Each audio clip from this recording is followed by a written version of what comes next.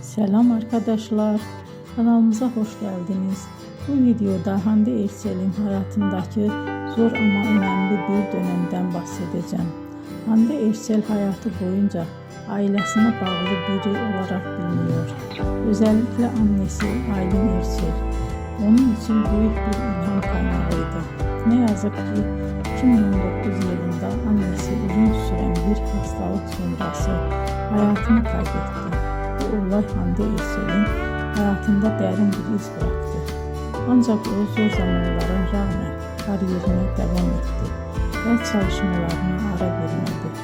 Aynı yıllarda oyuncu olarak yeni projelerde yer aldı ve izleyicilere güçlü karakterler sunmaya devam etti. Belki de bu nedenle birçok hayranı onu sadece başarılı bir oyuncu olarak değil, aynı zamanda güçlü bir insan olarak da görüyor. Beni izlediğiniz için teşekkür ederim. Bir sonraki videoda tekrar görüşmek üzere. Hoşça kalın.